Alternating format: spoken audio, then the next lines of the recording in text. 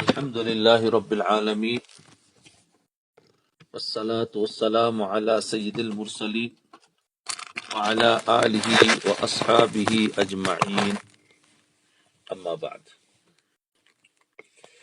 کامیاب مومن کون، اس پر بات چل رہی تھی. سب سے پہلی کہ جو اپنی نماز میں خشوع خضوع کرنے والا.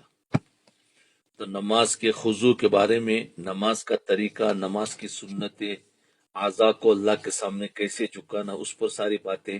ایک رکعت پر ہو گئی، ویسے ہی ساری رکعتیں پڑھ لیں. آج انشاءاللہ بات ہوگی کہ نماز میں آنے والے خیالات سے بچنے کا طریقہ. جی، نماز میں آنے والے خیالات سے بچنے کا طریقہ.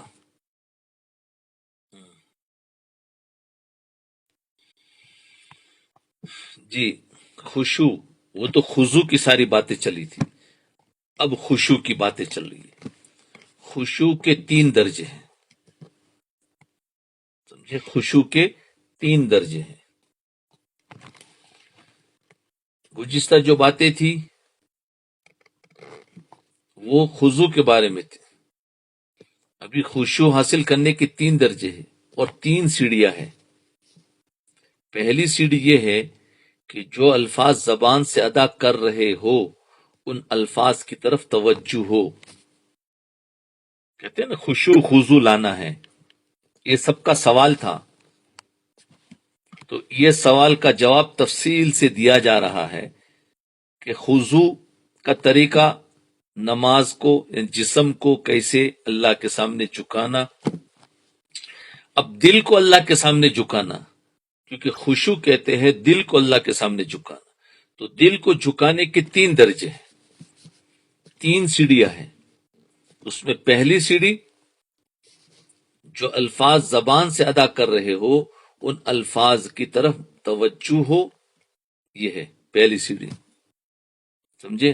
یعنی الحمد للہ رب العالمین، تو آپ نے پڑھا تو اس میں الف پر بھی ہماری توجہ ہو، ہمارا لام اور دونوں کو جوائن کیا، اس کے بعد ہا ہے، اس کے بعد میم ہے، اس کے بعد دال ہے، الحمد للہ، اس کے بعد لام ہے، رب العالمین، یہاں عین ہے یا حمزہ ہے، جو کچھ بھی، اس کو کہتے ہیں حروف پر. یعنی ایسا پڑھنا جیسا ایک نیا سیکھا ہوا شخص ہوتا ہے، بس وہ جیسے سناتا ہے اپنے استاد کو، نماز میں ہمیں ایسے پڑھنا ہے. تو اس سے کیا ہوگا؟ خشوع آئے گا. یہ پہلی سیڑھی ہے کہ الفاظ کی طرف توجہ ہو. دوسری سیڑھی یہ ہے کہ ان الفاظ کے معنی کی طرف توجہ ہو، کہ جو سورہ ہم پڑھتے ہیں اس کے معنی کی طرف توجہ ہو. یا سبحان ربی العظیم پڑھتے ہیں، اس کے معنی کی طرف توجہ ہو کہ اس کا کیا معنی ہے. اللہ اکبر کہتے ہیں تو اس کا کیا معنی ہے، تو معانی کی طرف توجہ ہو. تو پہلی سیڑھی کیا تھی بھائی؟ الفاظ.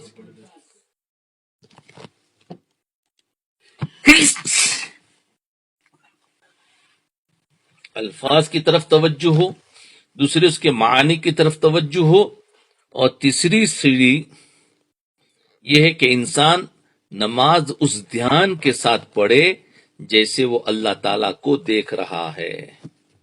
اللہ تعالیٰ کو دیکھ رہا ہے. اگر یہ نہ ہو تو کم از کم یہ تصور باندھے کہ اللہ تعالیٰ مجھے دیکھ رہے ہیں.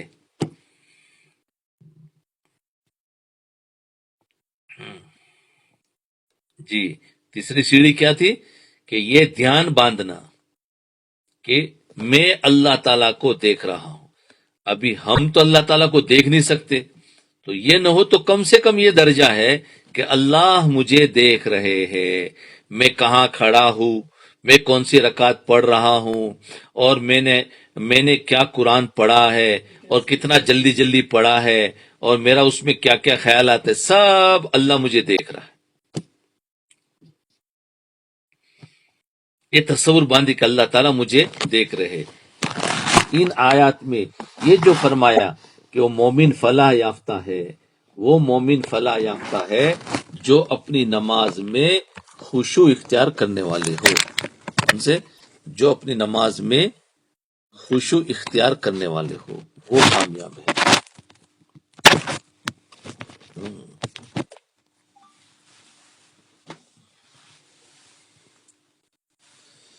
اس سے اس بات کی تنبیہ کی گئی ہے کہ صرف نماز پڑھنے پر اکتفا نہ کرو کہ ہم نے نماز پڑھ لی، بلکہ نماز پڑھنے کے اندر خشوع پیدا کرنے کی بھی کوشش کرو، خشوع پیدا کرنے کی بھی کوشش کرو۔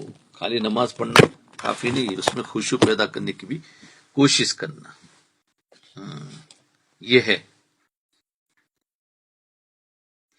جی، ابھی اکثر لوگ بکثرت شکایت کرتے ہیں اور یہ سوالات کرتے ہیں کہ جب میں نماز پڑھتا ہوں تو مجھے خیالات بکثرت آتے ہیں، نماز پڑھتا ہوں تو مجھے خیالات بکثرت آتے ہیں۔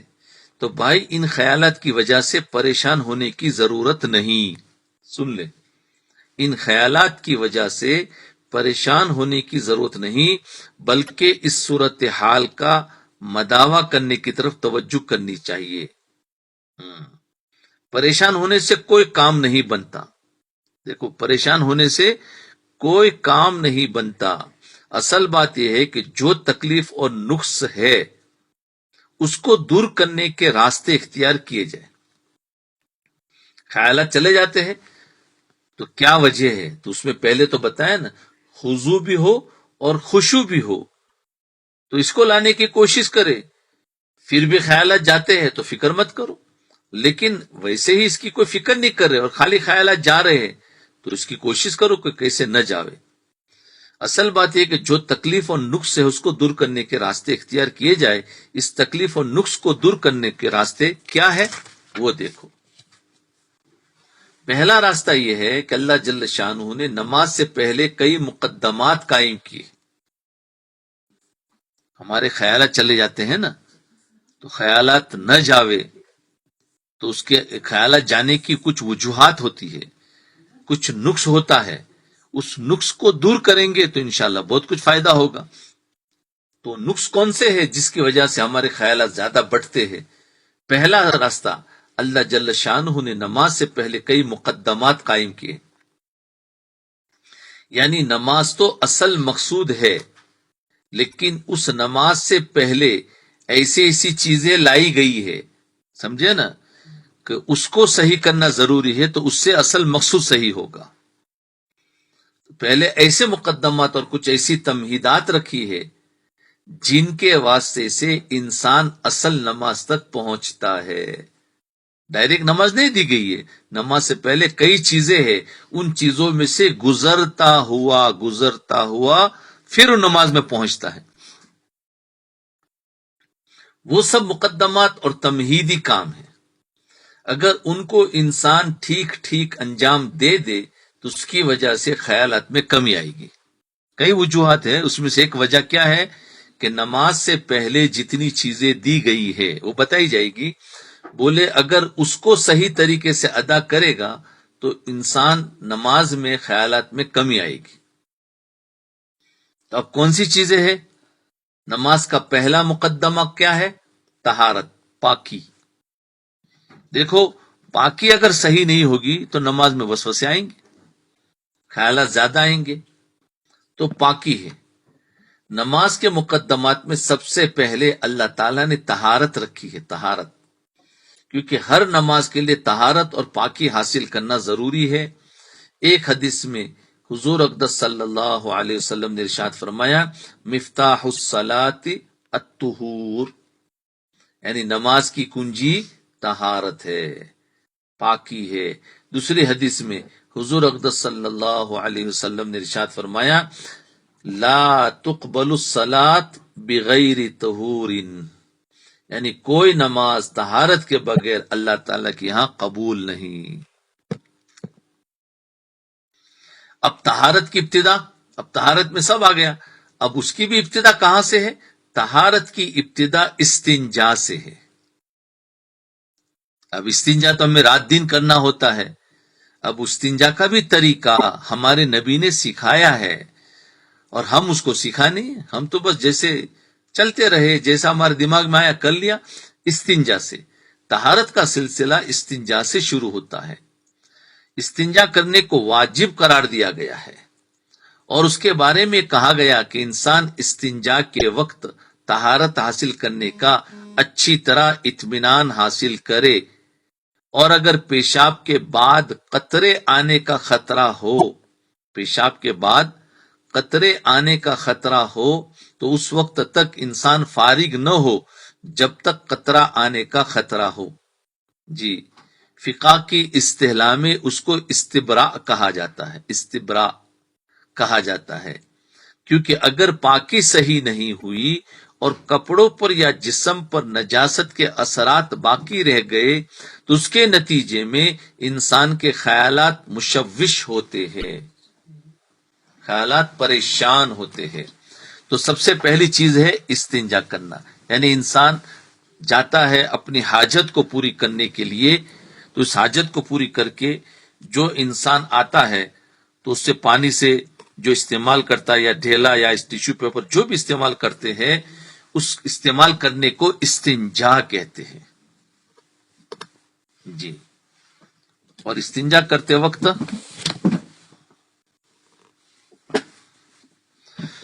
کیا فرمایا؟ پاکی حاصل کرے۔ جی،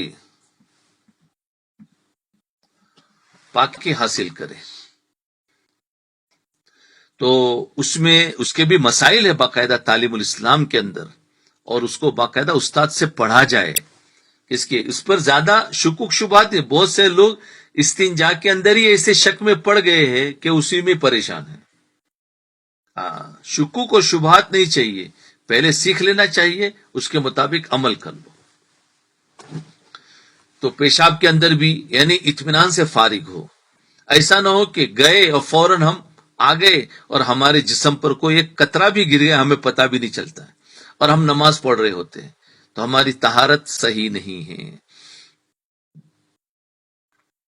جی، کیونکہ اگر پاکی صحیح نہیں ہوئی تو انسان کے خیالات مشوش ہوں گے۔ جی، استبرا یعنی اس کو کہتے ہیں پیشاب کے بعد قطرے کی اطمینان کے لیے بیٹھنا، یا ڈھیلا یا ٹیشو پیپر استعمال کرنا، اس کے پانی سے پاک کرنا، اس کو اس اصطلاح میں استبرا کہتے ہیں۔ ارے چلا گیا، انا للہ راجعون۔ ارے بھائی، یا اللہ،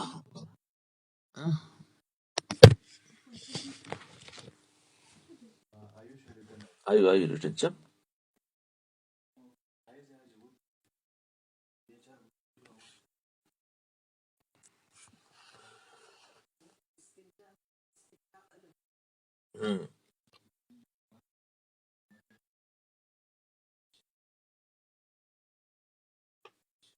استبرا بھائی نہیں پکڑ تو خالی آگے سے گوڑ کو۔ یا اللہ، یا اللہ، ہاں ہاں سیل فون چپ۔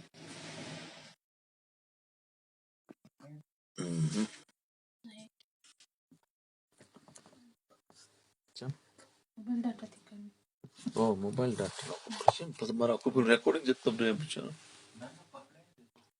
پکڑا ہے پکڑے لو جی۔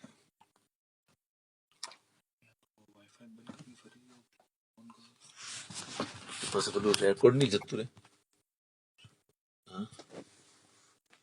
ریکارڈ نہیں جتو رے، ڈاٹا کروں تو ہاں ڈاٹا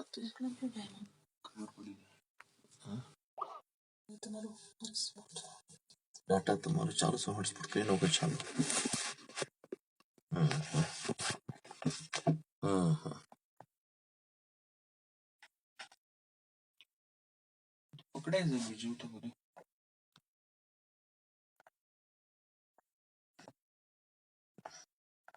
پکڑے سے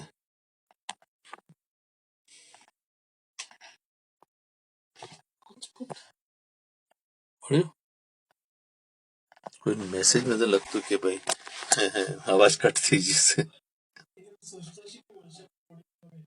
ہاں ناشتہ کروا جی سے ચાલુ કર્યું ને તો ખાલી ચાલુ કર્યું છે થાય થોડું બરોબર બરોબર તો સેજ અચ્છા ના તો ઓટોમેટિક પકડી નો કરશે हाँ जी भाई जी बोलो हाँ बिल्कुल कट हो गया असल में नेटवर्क कट हो गया अभी देखते हैं देखो अगर पकड़ जाए तो डाटा से चालू करते हैं चूज करવું પડશે ને દબાવ એકદમ દબાવ ચૂઝ તો ઓટોમેટિક થઈ જશે ને કદી થાય છે કદી નથી ચાલુ હતું બીજું ચાલુ હતું હા ચલો છોડો ને વચ્ચે કરે અને ફ્રેશ કરો ના બસ થઈ ગયું હવે જો તમારા કોઈ રેકોર્ડિંગ નહીં બંધ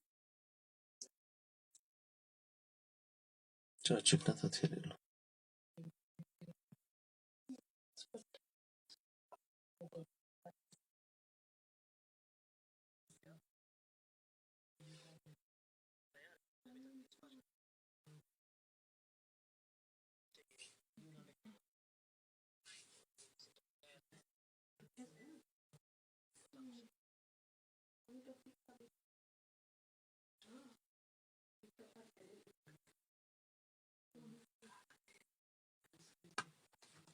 પકડતો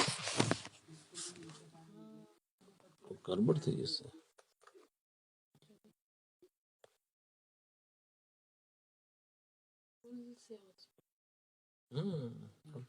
વાઈફાઈ બી પકડે છે સર નેટ જ કો ખરાબ થયું છે તમારે પકડે છે તમારે સ્કાઈપ હા મારે પકડે છે સ્કાઈપ નું શાયદ કોઈ પ્રોબ્લેમ હશે વાપસ જોઈન કરજો अच्छा હવે જોઈન કરજો મિક્સલર વાળો ના આપતી હા મિક્સલર में बात है અને મેસેજ બી નથી આવી રહેલો કોઈનો મેસેજ બી નથી આખેથી ખરાબ થઈ ગયું શકો મેસેજ તક બી નથી ન તો તરત મેસેજ આવે છે કે ક્યાં હો તમે જોજો તમારો કોઈ મેસેજ આવે કે શું થયું શું નથી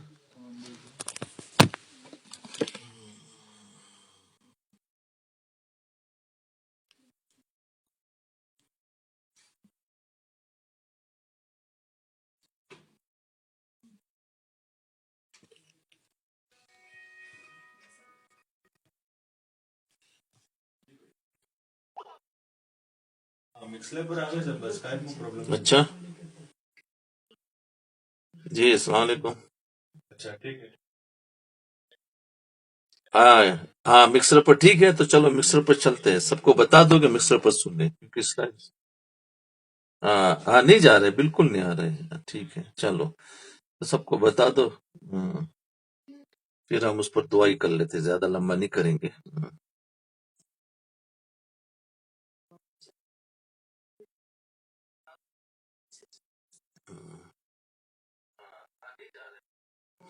जी बिस्मिल्लाहिर्रहमानिर्रहीम जी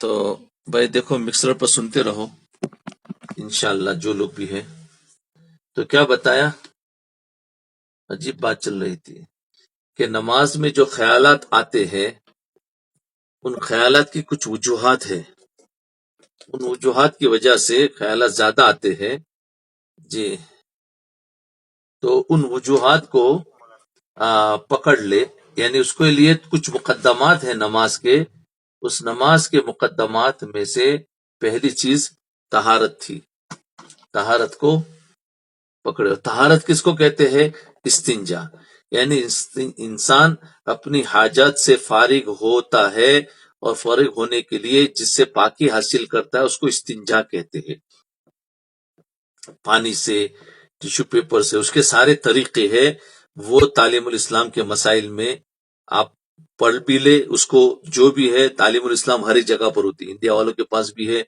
बाहर लोगों के पास भी है तो तालीमुल इस्लाम तो उसमें से उसके मसाइल इस्तिंजा के मसाइल भी देख लिए जाए और न समझ में आए तो पूछ लिए जाए तो इंशाअल्लाह तो उससे पाकी हासिल होगी दूसरी बात अल्लाह ताला ने हर चीज के कुछ खवास बनाए کچھ خواص، ہر چیز کا ایک خاصہ ہے نا، علامتیں ہوتی ہے.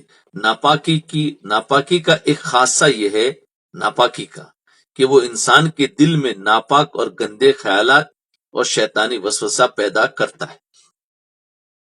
ناپاکی کی خاصیت کیا ہے؟ اس کی خاصیت یہ ہے کہ وہ دل میں ناپاک اور گندے خیالات اور شیاطینی وسوسہ پیدا کرتا ہے. یہ ہے ناپاکی کا. لہذا نماز کا سب سے پہلا تمہیدی کام یہ ہے کہ ناپاکی کی دور کرنے کا اہتمام کیا جائے.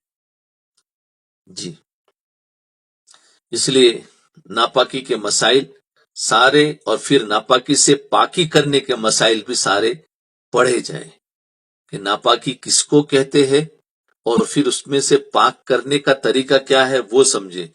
پھر اس پر اگر کوئی وسوسے سوال پیدا ہو تو پوچھ لیا جائے، تو اس سے ہمیں اطمینان، وسوسے میں نہ آوے. بعض لوگ ناپاکی سے پاکی حاصل کرنے میں اتنے وسوسے میں ہیں، اتنے کہ ایک ایک گھنٹے تک ان کی پاکی ہی نہیں ہوتی، کوئی آدھے گھنٹے تک پاکی ہی نہیں ہوتی. استنجا میں گئے تو آدھا گھنٹہ لگا دیتے، غسل کرنے گئے تو گھنٹہ لگا دیا. کیا ہوا؟ بولے اطمینان ہی نہیں ہوتا کہ ہمارا غسل ہوا کہ نہیں ہوا. تو یہ بھی بیماری ہے. اور بالکل جلدی جلدی آ جانا یہ بھی بیماری ہے. بلکہ شریعت کے حدود میں رہتے ہوئے ہر چیز کو ہم نے ادا کر لیا ہے، اطمینان کر لیا بس، اور باہر آ جاؤ، اب وسوسے کو چھوڑ دو. یہ بات یاد رکھے. تو بہت سارے لوگ بھی اس میں بیمار ہیں. نماز کا دوسرا مقدمہ، پہلا مقدمہ پاکی ہے کہ نہیں؟ اور پاکی میں استنجا سے پاکی ہے اور غسل سے بھی پاکی. جو غسل فرض ہوتا ہے اس سے بھی پاکی حاصل کرنے کے مسائل ہیں. اگر غسل ہی ہمارا ابھی صحیح نہیں ہوا تو پھر ہم استنجا سے کتنی بھی پاکی حاصل کرے ہم ناپاکی ہے. تو سب سے پہلے غسل سے پاکی حاصل ہو، اس کے بعد پھر استنجا سے پاکی حاصل ہو، اس کے بعد اس کا مقدم آتا ہے وضو. فرض غسل جو ہوتا ہے اس کے بھی مسائل ہے، اس کے مسائل بھی اپنے اپنے علماء سے بھی سیکھے اور کتابوں میں بھی. یہی تعلیم الاسلام میں سب ملے گا. دوبارہ تعلیم الاسلام کو اپنے مسائل کو تازہ کرنے کی نیت سے پڑھے. گجراتی والے گجراتی میں، اردو والے اردو میں، ہندی والے ہندی میں، انگلش والے انگلش میں، لیکن پڑھے. اس کو پڑھنے کے بعد پھر پوچھے کہاں سمجھ میں نہیں آتا. اس کے بعد دوسرا جو کام ہے وہ وضو رکھا ہے. یہ وضو بھی بڑی عجیب و غریب چیز ہے. حدیث شریف میں رسول اللہ صلی اللہ علیہ وسلم نے فرمایا کہ جب انسان وضو کرتا ہے اور وضو میں اپنا چہرہ دھوتا ہے تو اس کے نتیجے میں آنکھوں سے کیے ہوئے تمام صغیرہ گناہ اللہ تعالیٰ دھو دیتے ہیں.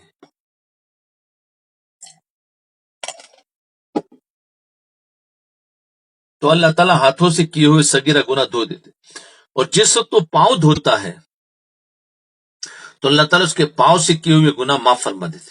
اور جو 4 اعضاء وضو میں دھوئے جاتے ہیں عام طور پر یہی 4 اعضاء انسان کو گناہ کی طرف لے جاتے ہیں. ہاتھ، پیر اور چہرہ.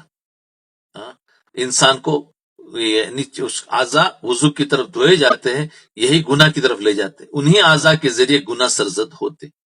اللہ تعالیٰ نے انتظام فرمایا کہ جب بندہ نماز کے لیے میرے دربار میں حاضر ہو تو اس سے پہلے وہ گناہوں سے پاک ہو چکا. اس کے ہاتھ، اس کا چہرہ، اس کا پاؤں گناہوں سے پاک ہو گیا ہو. البتہ گناہ سے مراد صغیرہ گناہ ہے، کبیرہ گناہ بغیر توبہ کے معاف نہیں ہوتے. یاد رکھنا، کبیرہ گناہ بغیر توبہ کے معاف نہیں ہوتے.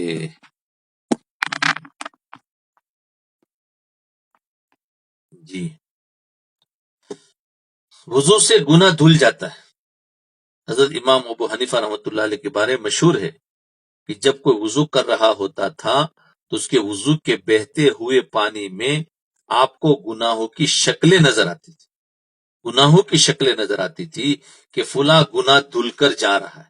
وضو کرنے والا تو وضو کر لیا، لیکن جو پانی بہ رہا ہے اس پانی کے اندر اس نے کون سا گناہ کیا ہے، اس گناہ کی جو شکل ہو وہ شکل اس میں نظر آتی. اللہ تعالیٰ نے آپ کو یہ کشف عطا فرمایا تھا. بہر اللہ تعالیٰ نماز سے پہلے وضو اس لیے رکھا ہے، نماز سے پہلے وضو اس لیے رکھا ہے کہ اس سے نہ صرف یہ کہ ظاہری صفائی حاصل ہو بلکہ باطنی صفائی اور گناہوں کی صفائی بھی حاصل ہو جائے۔ جی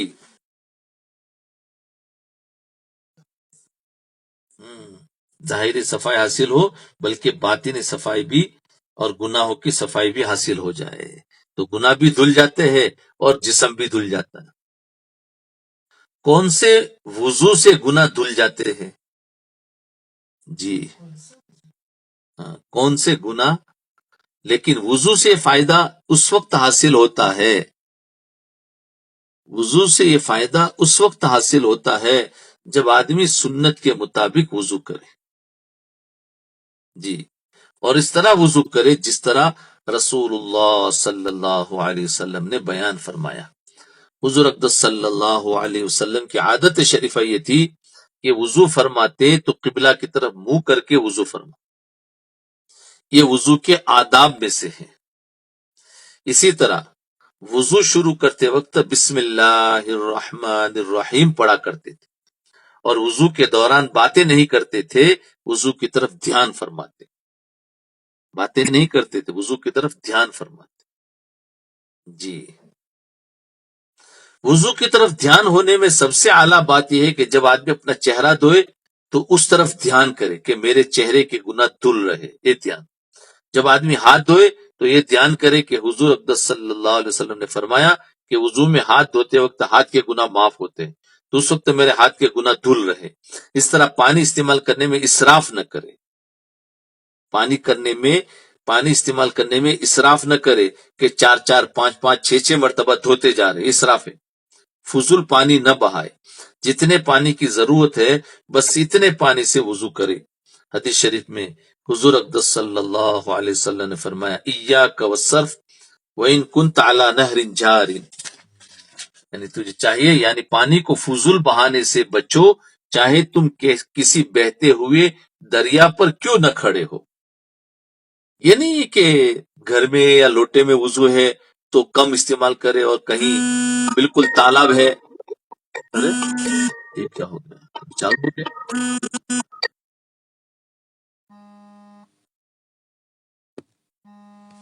اس کو کیسے چالو کرے؟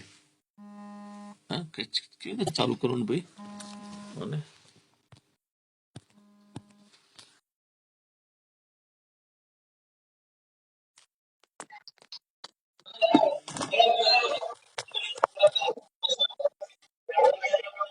پھر سے ڈسٹرب کیا۔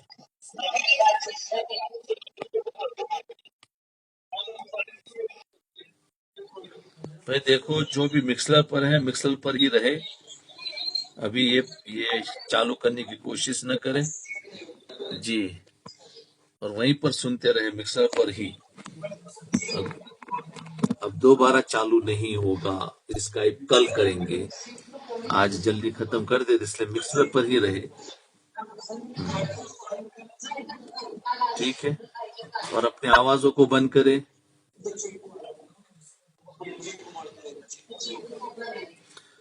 جی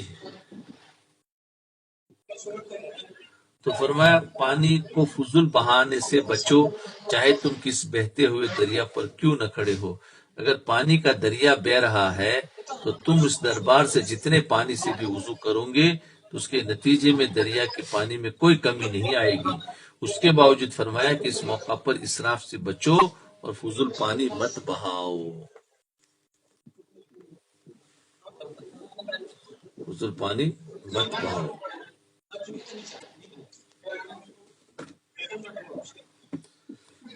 جی وضو کے دوران دعائیں، اور وضو کے دوران دعائیں کرے۔ حدیث شریف میں آتا ہے کہ رسول اللہ صلی اللہ علیہ وسلم جب وضو فرماتے تو ایک آپ کثرت سے اشہد ان لا الہ الا اللہ واشہد ان محمد عبدہ ورسولہ پڑھا کرتے ہیں۔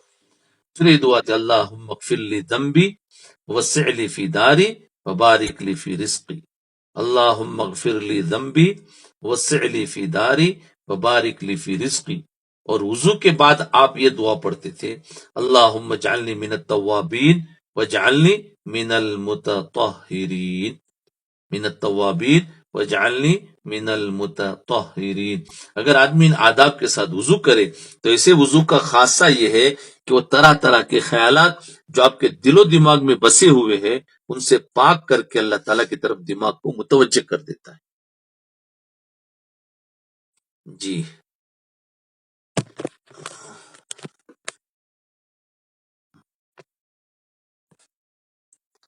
اللہ اکبر۔ وضو میں بات چیت کرنا، لیکن ہماری غلطی سب سے پہلے وضو سے شروع ہوتی ہے۔ جب ہم وضو کرنے بیٹھے تو دنیا کے سارے خرافات وضو کے دوران چلتے رہتے، بات چیت ہو رہی ہے، گپ شپ ہو رہی ہے، حواس باختہ حالت میں وضو کر رہے ہیں، یعنی ہمیں پتہ ہی نہیں میں کیا دھو رہا ہوں، بس ایک آٹومیٹک چل رہا تھا مشین کہ وضو کر کے فارغ ہو گئے، اس کو کہتے ہیں حواس باختہ۔ بس جلدی جلدی اپنا فرض ساکت کیا اور فارغ ہو گئے۔ اس کا نتیجہ ہوتا ہے اس وضو کے فوائد ثمرت حاصل نہیں ہوتے، اس کے بجائے اگر دھیان کے ساتھ اور آداب کے ساتھ وضو کرے اور وضو کے دوران دعائیں پڑھتا رہے، یہ اس سے نماز کی پہلی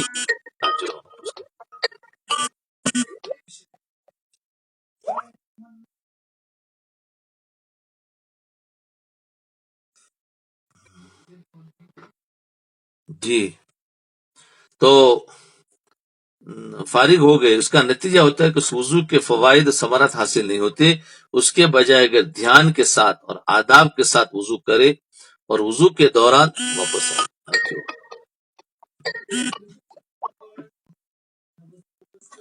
کے بجائے اگر دھیان کے ساتھ اور آداب کے ساتھ وضو کرے اور وضو کے دوران ان دعائیں پڑھتا رہے، یہ اس سے نماز کی پہلی تمہید اور پہلا مقدمہ درست ہو جائے گا۔ بس یہیں پر آج ختم کرتے ہیں، ٹھیک ہے۔